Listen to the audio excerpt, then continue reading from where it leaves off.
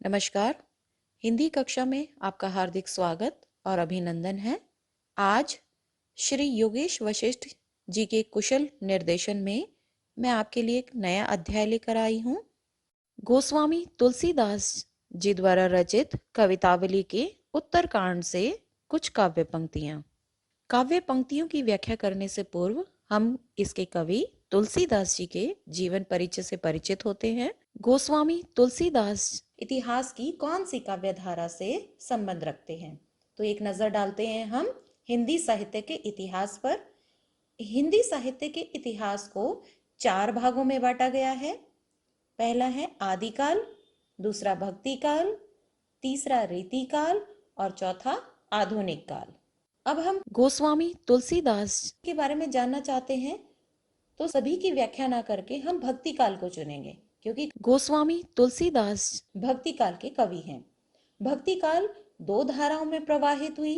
एक है सगुण भक्ति धारा, दूसरा है निर्गुण भक्ति धारा। सगुण भक्ति धारा कि जिसमें एक साकार ईश्वर की आराधना की जाती है, कि एक ईश्वर को आराध्य मानकर उसकी हम उपासना करते हैं। दूसरा है निर्गुण भक्ति धारा, मतलब एक ऐसे ईश्वर की आराधना करना जिसका कोई रूप रंग आकार नहीं होता है। तो इधर देखिए, सगुण भक्ति धारा 2 भागों में विभाजित हुई। नंबर 1 रामाश्रय शाखा, जिसे हम राम भक्ति धारा के नाम से जानते हैं और जिसके प्रमुख कवि हुए तुलसीदास, क्योंकि तुलसीदास जी ने श्री राम को ही अपना आराध्य देव माना है। दूसरा हुई कृष्णाश्रय शाखा, जिसे कृष्ण भक्ति धारा के नाम से हम जानते हैं, जिसके प्रमुख कवि हुए सूरदास, मतलब सूरदास जी ने अपने आराध्य देव श्री कृष्ण को माना है। अब इधर दूसरी तरफ हम आते हैं निर्गुण भक्ति धारा। तो निर्गुण भक्ति धारा जिसमें ईश्वर का कोई रूप रंग नहीं है, जो 2 धाराओं में प्रवाहित हुई। नंबर 1 ज्ञानाश्रय शाखा, जिसे हम संत काव्य धारा के नाम से जानते हैं और जिसके प्रमुख कवि हैं कबीरदास जी। दूसरी है प्रेमाश्रय शाखा, सूफी काव्य धारा है और उसके प्रमुख कवि हैं जायसी, जिनका पूरा नाम है मलिक मोहम्मद जायसी। तुलसीदास जी का परिचय देखिए। गोस्वामी तुलसीदास जी का जन्म सन 1532 ईस्वी बांदा जिले के, जो कि उत्तर प्रदेश में है, बांदा जिले के राजापुर गांव में माना जाता है। इनकी प्रमुख रचनाएं हैं रामचरितमानस, विनय पत्रिका, गीतावली, श्री कृष्ण गीतावली, दोहावली, कवितावली और रामाज्ञा प्रश्न। इनकी मृत्यु हुई सन 1623 काशी में। अब यहाँ पर तुलसीदास जी की कुछ काव्य पंक्तियां हैं जो कि रामचरितमानस के बालकांड से ली गई हैं। क्या कहते हैं कवि तुलसीदास? हृदय सिंधु मति सीप समाना, स्वाति सारद कहीं सुजाना, जो बरसई बर बारी विचारू, होई कबित मुक्ता मनि चारू, कीर्ति भनीति भूति भल सोई, सुरसरी सम कह सब कहें हित होई। क्या होगा इसका अर्थ? हृदय सिंधु, तुलसीदास जी कहते हैं कि हृदय सिंधु मति सीप समाना, स्वाति सारद कहीं सुजाना। सुजाना मतलब सज्जन व्यक्ति। सज्जन व्यक्ति क्या कहते हैं?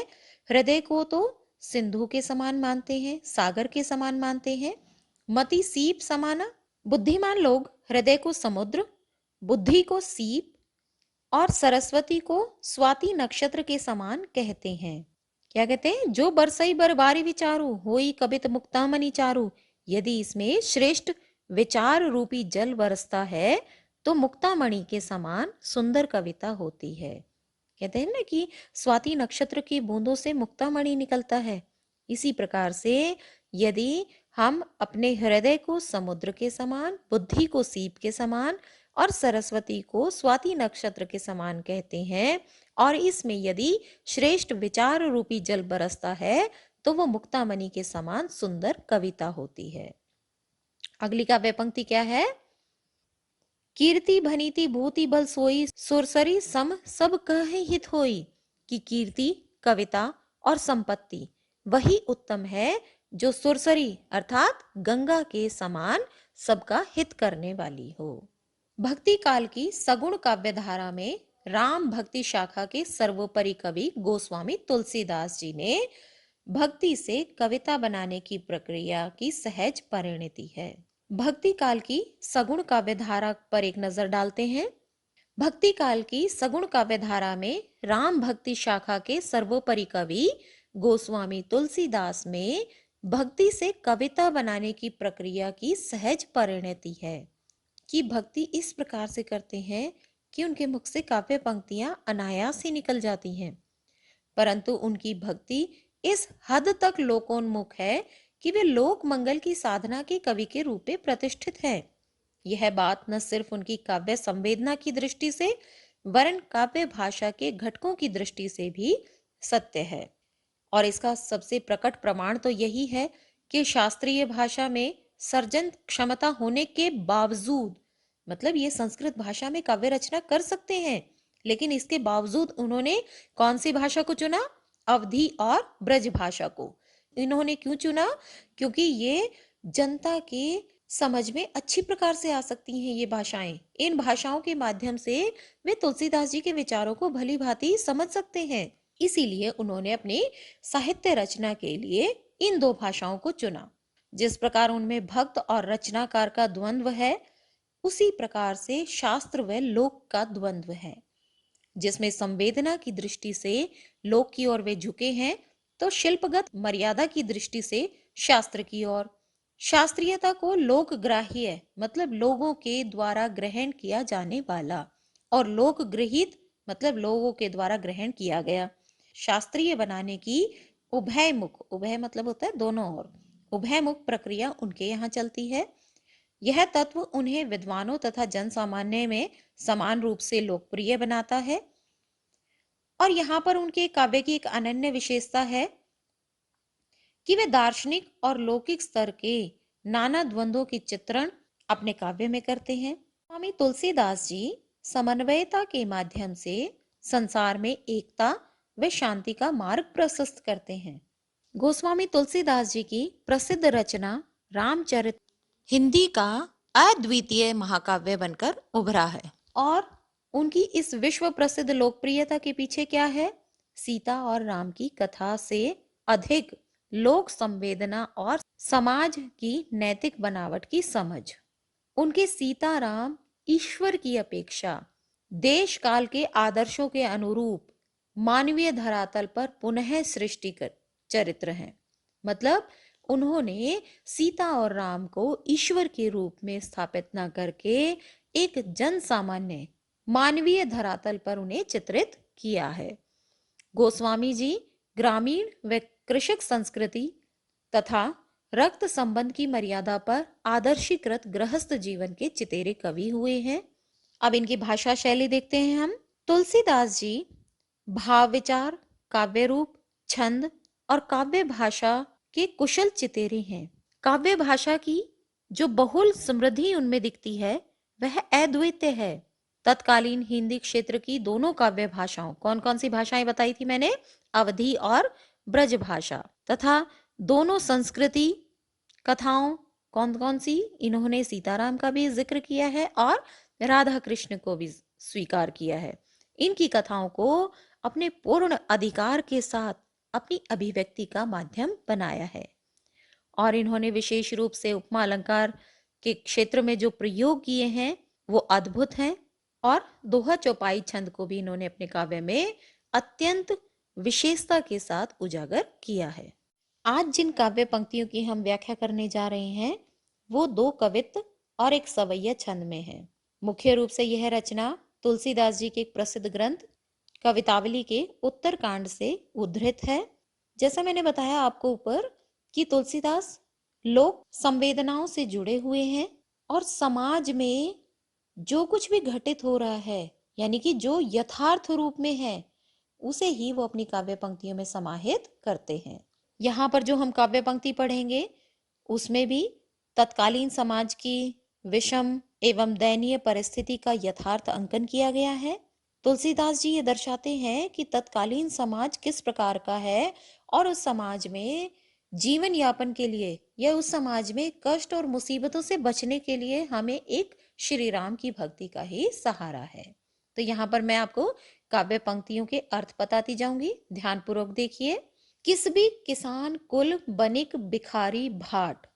किस भी मतलब होता है मजदूर, श्रमजीवी। किसान कुल मतलब किसान के कुल का। बनिक मतलब व्यापारी। भिखारी मतलब भीख मांगने वाला। भाट मतलब क्या होता है, जो गा कर अपना जीवन यापन करते हैं। चारण और भाट जो कवि होते हैं वो गाते हैं, उसी के माध्यम से वो अपनी आजीविका चलाते हैं। चाकर मतलब नौकर। चपल नट मतलब चंचल नट, चोर चोरी करने वाले। चार दूत, चेटकी बाजीगर या जादूगर। अब कवि कहते हैं किसबी मतलब क्या बताया था, श्रमजीवी या मजदूर, मजदूर लोग। किसान, व्यापारी, भिखारी। चारण और भाट कवि। चाकर मतलब नौकर। चंचल नट, चोर, दूत और बाजीगर, ये लोग क्या करते हैं, पेट को पढ़त गुन गढ़त चढ़त गिरी अटत गहन गन अहन अखेट की। क्या कहते हैं, पेट को पढ़त मतलब पेट के लिए ही पढ़ते हैं। ये सभी लोग अपने पेट की आग को शांत करने में लगे हुए हैं, अर्थात अपना पेट भरने के लिए। गुण गढ़त मतलब गुणों को गढ़ते हैं, अर्थात ये जिस क्षेत्र में इन्होंने महारत हासिल की हुई है उसी क्षेत्र को ही और आगे बढ़ाते हैं। चढ़त गिरी मतलब पर्वत पर चढ़ते हैं। अटत गहन गन अहन अखेट की, कोई शिकारी दिन भर शिकार की तलाश में घने जंगलों में घूमता है। अहन मतलब दिन, अखेट की मतलब शिकारी। ऊंच नीच कर्म, कि कोई ऊंचे कर्म करता है कोई नीचे कर्म करता है। धर्म अधर्म करी, कोई धार्मिक कार्य करता है कोई अधार्मिक कार्य करता है। पेट ही को पचत बेचत बेटा बेट की। अब इस पंक्ति में देखिए कितने हृदय को द्रवित करने वाली चीजें बताई हैं, कि कुछ लोग ऐसे होते हैं कि अपने पेट की आग को शांत करने के लिए, पेट ही को पचत मतलब पेट ही की आग को शांत करने के लिए बेचत बेटा बेट की, कि स्वयं के बच्चों तक को बेच डालते हैं। यहाँ पर गरीबी इतनी है कि लोग अपना पेट भरने के लिए अपने बच्चों तक को बेचने से पीछे नहीं हटते। तुलसी बुझाई एक राम घनश्याम ही ते। तुलसीदास जी क्या कहते हैं कि पेट की आग को बुझाने के लिए घनश्याम, घनश्याम क्या होता है, यहाँ पर श्री राम के लिए कहा गया है कि श्री राम तो घनश्याम है, अर्थात सांवले बादल के समान है, और वही लोगों की आग को बुझा सकता है। जैसे आग पर जल डाला जाता है उसी प्रकार से कहते हैं कि आग पर जल डाला जाता है, आग शांत हो जाती है, अग्नि शांत हो जाती है। उसी प्रकार से कहते हैं कि श्री राम तो घनश्याम के समान है, जो इस पेट की आग को बुझा सकता है। आगी बढ़वागी बड़ी है आगी पेट की। तुलसीदास जी कहते हैं कि आगे बढ़वागी बड़ी है आगी पेट की। आगी बढ़वागी ते मतलब समुद्र की अग्नि से, समुद्र में लगने वाली आग से। कौन सी आग, यह जठराग्नि, अर्थात ये जो पेट की आग है यह तो समुद्र में लगने वाली आग से भी बड़ी है। आगी पेट की मतलब यह पेट की जो अग्नि है यह समुद्र में लगने वाली अग्नि से बड़ी है। और इस अग्नि को कैसे बुझाया जा सकता है, कि श्री राम घनश्याम के समान है, पेट की भूख रूपी अग्नि को मिटा सकता है, बुझा सकता है। इसीलिए तुलसीदास जी कहते हैं कि तुम श्री राम की शरण में चले जाओ तो तुम्हारी यह अग्नि भी शांत हो सकती है। तो यहाँ पर विशेष में हम क्या लिखेंगे, सबसे पहली और प्रमुख बात क्या है, तत्कालीन समाज की विकट परिस्थितियों को चित्रित किया गया है। तत्कालीन समाज की आर्थिक स्थिति का बिल्कुल सटीक अंकन किया गया है। सरल एवं सहज प्रवाह ब्रज भाषा का प्रयोग किया गया है। माधुर्य गुण है। कवित्व छंद का प्रयोग किया गया है। अलंकार, सबसे पहले सबसे आसान अलंकार कौन सा है, अनुप्रास अलंकार। क्या होगा, किसबी किसान कुल में क वर्ण की आवृत्ति के कारण, चाकर चपल में और चोर चार चेटकी में अनुप्रास अलंकार है। गहन गन अनुप्रास, बेटा बेटकी अनुप्रास अलंकार है। तो यहाँ पर हमने देखा एक ही वर्ण की आवृत्ति हो रही है तो अनुप्रास अलंकार है। इसके अतिरिक्त पेट की अग्नि को भूख के रूप में लिया गया है तो रूपक अलंकार है। तो काव्य सौंदर्य में हम क्या लिखेंगे, भाषा छंद अलंकार रस और गुण। तो भाषा कौन सी होगी, ब्रज भाषा का प्रयोग किया गया है। छंद कौन सा हो गया? कवित्व छंद का। अलंकार मैंने आपको यहाँ पर बताए हैं अलग अलग। रस और गुण, माधुर्य गुण का प्रयोग किया गया है। दूसरा कवित्व देखते हैं। खेती ने किसान को, भिखारी को न भीख बली, बनिक को बनिज ने, चाकर को चाकरी। तो यहाँ पर इन पंक्तियों में कबीरदास जी ने तत्कालीन आर्थिक सामाजिक दशा का चित्रण किया है। वे दिखाते हैं कि तत्कालीन समाज में स्थितियां किस प्रकार की थी, लोग किस स्थिति से गुजर रहे थे, लोगों की कितनी दयनीय आर्थिक स्थिति थी। क्या दयनीय आर्थिक स्थिति है कि खेती ने किसान को, किसान के का क्या काम होता है? खेती करना, लेकिन उस गरीबी इतनी है कि उसके पास खेती नहीं है, उसके पास इतने उचित संसाधन मौजूद नहीं है, या जिस बारिश की उसे आवश्यकता होती है फसल उत्पन्न करने के लिए वो नहीं हो रही है। तो उसके पास अपना पेट भरने के लिए किसान के पास खेती नहीं है, और जब खेती नहीं है तो लोग दान कहाँ से देंगे? भिखारी को ने भीख बली, कि भिखारी को भीख नहीं मिल रही है। बनिक को बनिज, बनिक क्या होता है? व्यापारी। और बनिज क्या होता है? व्यापार। तो व्यापारी के पास क्या नहीं है? व्यापार नहीं है। न चाकर को चाकरी, और न ही चाकर मतलब होता है नौकर, और चाकरी मतलब नौकरी, और ना ही किसी नौकर के पास नौकरी है। समझ आ रहा है बच्चों? बहुत ही आसान शब्द प्रयोग किए गए हैं तुलसीदास जी के द्वारा कि खेती न किसान को, कि किसान के पास खेती नहीं है, भिखारी को भीख नहीं मिल रही है, व्यापारी के पास व्यापार नहीं है, और ना ही किसी नौकर को कहीं भी नौकरी मिल रही है। जीविका विहीन लोग सिद्धमान, सोच बस कि जीविका से विहीन लोग यही सोचकर परेशान हैं, दुखी है। सिद्धमान मतलब दुखी, परेशान, कि जीविका से विहीन लोग यही सोचकर परेशान हैं, यही सोचकर दुखी हैं। कहे एक एकन सो, कि एक व्यक्ति दूसरे व्यक्ति से कहता है कहाँ जाई, का करी, कि कहाँ जाए, क्या करें, मतलब पेट भरने के लिए हम कहाँ जाए और हम क्या करें, कौन सा ऐसा काम करें कि जिससे पेट की आग को शांत किया जा सके। वेदहूँ पुराण कही, लोकहूँ बिलोकियत। वेदहूँ मतलब वेदों में, पुराण मतलब पुराणों में, कही मतलब कहा है, लोकहूँ बिलोकियत, और लोकहूँ मतलब लोगों ने, बिलोकियत मतलब देखा है, कि वेद पुराणों में कहा है और लोगों ने भी यहाँ पर देखा है। सा करे सबे पे राम रावरे कृपा करी, कि इस भीषण संकट में प्रभु राम की ही कृपा के द्वारा उद्धार किया जा सकता है, कि प्रभु राम की कृपा ही सबका कल्याण करने वाली है। साकरे सभे पे राम रावरे कृपा करी। साकरे मतलब इस संकट में, दारिद दसानन दबाई दूनी दीन बंधु, दुरित दहन देखी तुलसी आहा करी। कि अब का तुलसीदास जी क्या कहते हैं कि दारिद दसानन, दसानन क्या होता है? दश है आनंद जिसके, अर्थात रावण। दरिद्रता को किसके रूप में लिया गया है? रावण के रूप में, कि जो 10 सिर के बराबर है, 10 गुना गरीबी है।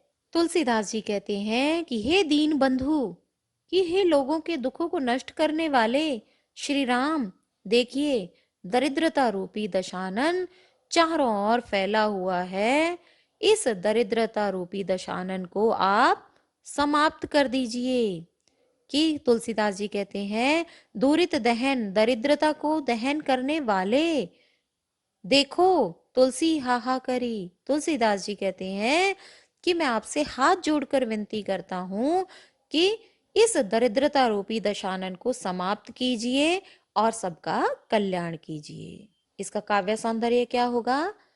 सबसे पहले तत्कालीन समाज की दयनीय आर्थिक स्थिति का चित्रण किया गया है। सहज, सरल, भाव प्रवण ब्रज भाषा का प्रयोग किया गया है, और कितना सार्थक शब्द चयन किया गया है कि संगीतात्मकता और लयात्मकता बन पड़ी है। तत्सम तद्भव शब्दावली का प्रयोग किया गया है। और अनुप्रास अलंकार, बताओ बच्चों कहाँ कहाँ है अनुप्रास अलंकार? एक एकन, साकरे सबे, राम रावरे। तो यहाँ पर अनुप्रास अलंकार है। दरिद्र दसानन, दरिद्रता को किसके रूप में लिया गया है? दशानन के रूप में लिया गया है, तो रूपक अलंकार है। और एक चीज और सबसे आसान अलंकार प्यारे बच्चों, देखो कि इसमें जहां कहीं भी हमें प्रश्नवाचक चिन्ह नजर आता है काव्य पंक्तियों में, तो वहां पर हम प्रश्न अलंकार लिख देंगे। जैसे ये है ना कि कहे एक एकन सो कहाँ जाई का करी, कहाँ जाई का करी, इसमें प्रश्न अलंकार है। माधुर्य गुण है। और छंद कौन सा होगा, जैसा प्रारंभ में बताया था, कौन सा छंद है ये, कवित्त छंद का प्रयोग किया गया है। और इसके साथ साथ एक और चीज क्या हम लिख सकते हैं इसमें, कि दृश्य बिंबात्मकता है, कि दृश्य बिंबों का प्रयोग किया गया है।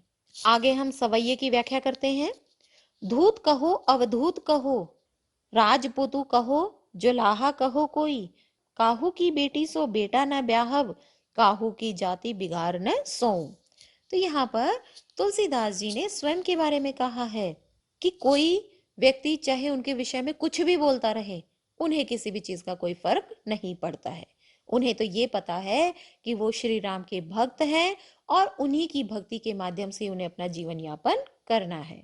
बाकी समाज उनके विषय में जो कुछ भी कहता रहे, इस चीज से उन्हें किसी भी प्रकार का कोई फर्क नहीं पड़ता है। तो तुलसीदास जी क्या कहते हैं, धूत कहो, धूत क्या होता है, धूर्त व्यक्ति। अवधूत, अवधूत क्या होता है, योगी, एक ऐसा योगी जो फक्कड़ होता है, मस्त, किसी भी चीज की परवाह नहीं करने वाला।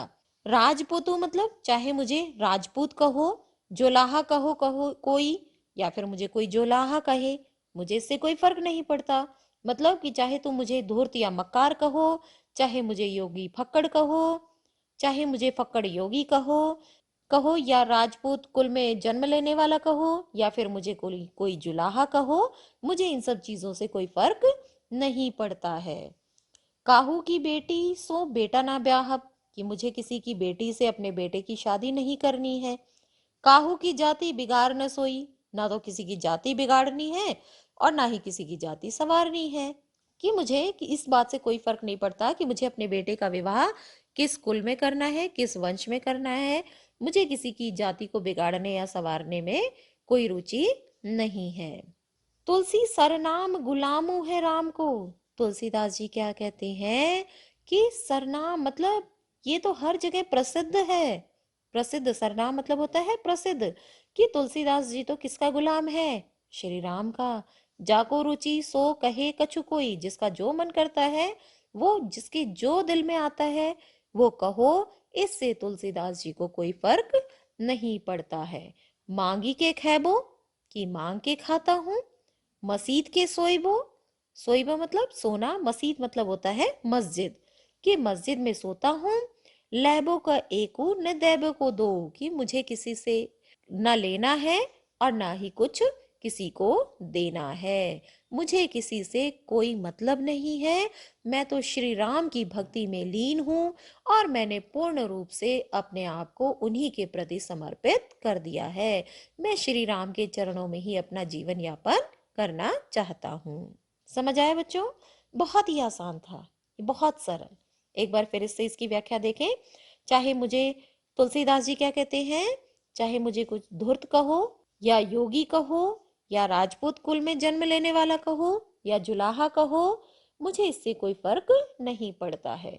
ना तो किसी की बेटी से अपने बेटे का विवाह करना है, ना किसी की जाति को बिगाड़ना है, ना संवारना है। तुलसीदास जी अपने पूरे विश्वास के साथ कहते हैं कि ये तो सारा संसार जानता है कि तुलसीदास जी तो श्री राम का गुलाम है, जिसके जो मन में आए वो कहता रहे। जाको रुचे मतलब जिसको जो रुचि है, जिसको जो अच्छा लगता है वो कहे, इससे मुझे कोई फर्क नहीं पड़ता है, क्योंकि मैं तो मांग के खाता हूँ, मस्जिद में सोता हूँ, मुझे किसी से कोई लेना देना नहीं है, ना किसी को लेना एक, ना देना दो। तो यहाँ पर विशेष में क्या लिखेंगे कि श्री राम के प्रति समर्पण भक्ति का भाव है, सहज और सरल ब्रज भाषा का प्रयोग किया गया है, तत्सम तद्भव शब्दावली है। गुण कौन सा होगा इसमें, माधुर्य गुण है। और एक प्रसिद्ध लोकोक्ति क्या है, न लेना एक न देना दो, तो यहाँ पर लोकोक्ति का प्रयोग किया गया है। और छंद क्या है, सवैया छंद है। दृश्य बिंबों का प्रयोग किया गया है। और एक पंक्ति जो आप हर काव्य पंक्ति में समाहित कर सकते हैं, ऊपर वाली में भी जो दो सवैया भी कराए हैं वो उनमें भी, कि संगीतात्मकता, लयात्मकता व प्रवाहमयी भाषा का प्रयोग किया गया है। प्यारे बच्चों, अब हमने इसकी व्याख्या बहुत अच्छे तरीके से समझी। अब हम इसके प्रश्नोत्तर समझते हैं कि कवितावली के उत्तरकांड से जो प्रश्न बनते हैं उनको हम क्रमानुसार चर्चा करते जाएंगे। पहला प्रश्न है, कवितावली में उद्धृत छंदों के आधार पर स्पष्ट करें कि तुलसीदास को अपने युग की आर्थिक विषमता की अच्छी समझ है। तो इसका उत्तर हम क्या लिखेंगे? उत्तर समझाने से पूर्व मैं आप लोगों को एक बात बताना चाहती हूँ बच्चों, ध्यान से सुनो।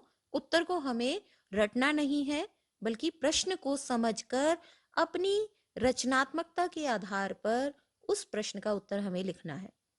हमें रटी रटाई चीजों को ज्यों का त्यों नहीं लिखना है, बल्कि हमें उसे चीजों को समझकर और उसे अपने शब्दों में अभिव्यक्त करना है। तो इसका उत्तर हम समझें।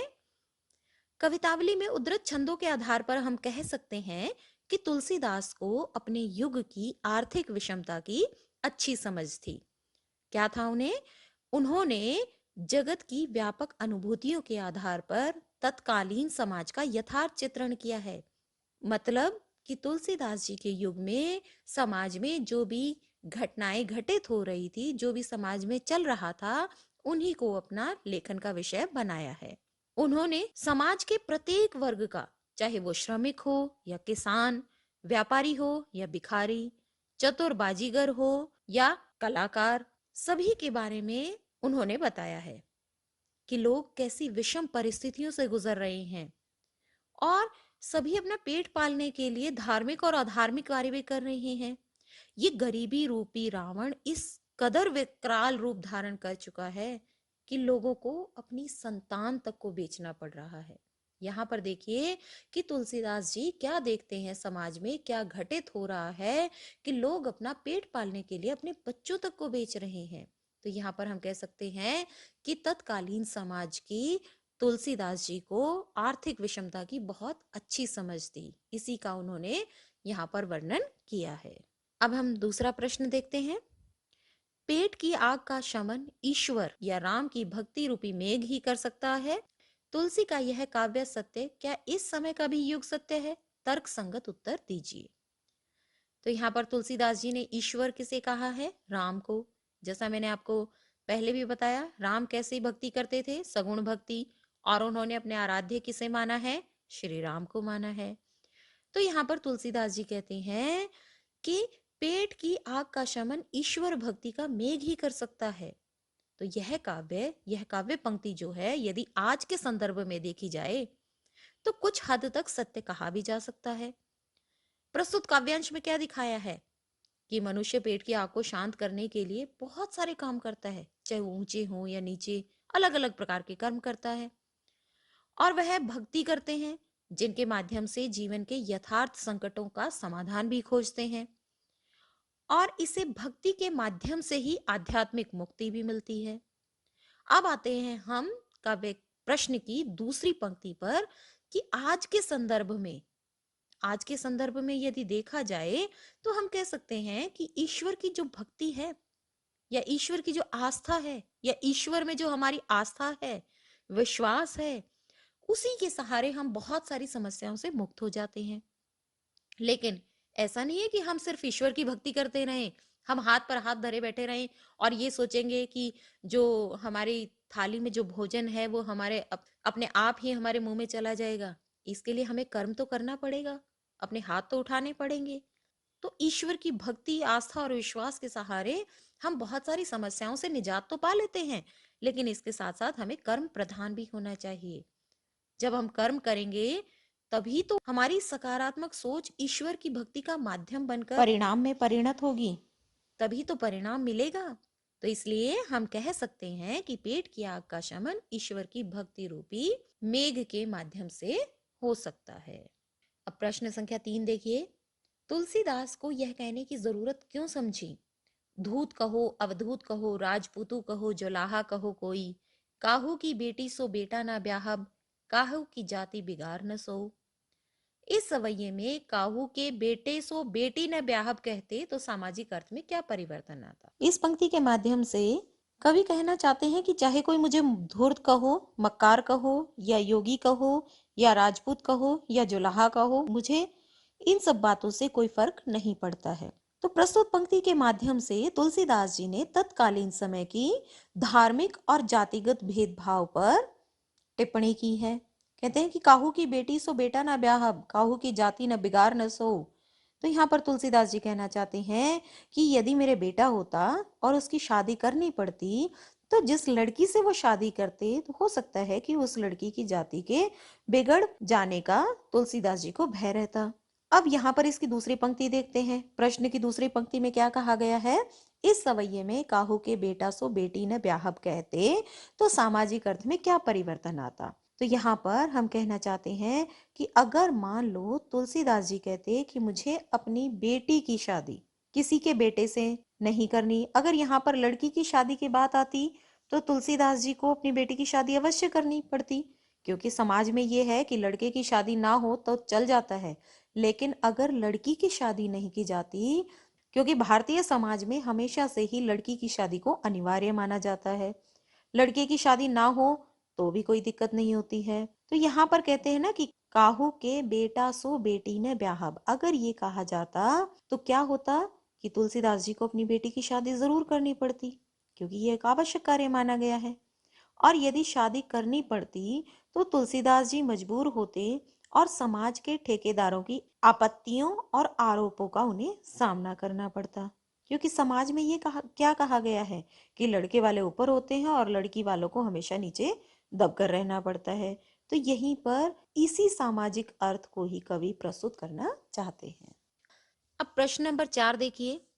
धूत कहो अवधूत कहो वाले छंद में ऊपर से सरल व निरीही दिखलाई पड़ने वाले तुलसी की भीतरी असलियत एक स्वाभिमानी भक्त हृदय की है। इससे आप कहां तक सहमत हैं? धूत कहो अवधूत कहो वाले छंद में ऊपर से सरल व निरीह दिखलाई पड़ने वाले तुलसी की भीतरी असलियत एक स्वाभिमानी भक्त हृदय की है। इस कथन से हम पूर्णतः सहमत हैं, क्योंकि तुलसीदास को कोई फर्क ही नहीं पड़ता कि समाज उसे किसी जाति या वर्ग से संबंधित करे, क्योंकि वे तो राम के गुलाम हैं और राम के चरणों में ही अपना सर्वस्व न्यौछावर करने के लिए तैयार हैं। यहाँ पर कहते हैं ना कि मांगी के खाइबो, कि मांग कर खाता हूँ, भिक्षावृत्ति के माध्यम से अपना जीवन यापन करता हूँ, और मसीत को सोइबो, कि मस्जिद में सोता हूँ। तो उन्हें तो समाज के लोगों से कोई लेना देना ही नहीं है, सांसारिक सुखों और विलास में उनका तनिक भी आकर्षण नहीं है। एकमात्र राम की भक्ति में ही लीन होने को ही अपने जीवन का वे उद्देश्य मानते हैं। इसीलिए हम कह सकते हैं कि राम वास्तव में एक स्वाभिमानी भक्त हैं। यहीं पर हमारे सारे प्रश्नोत्तर समाप्त होते हैं। आशा है आपको अच्छे से समझ में आ गए होंगे। धन्यवाद।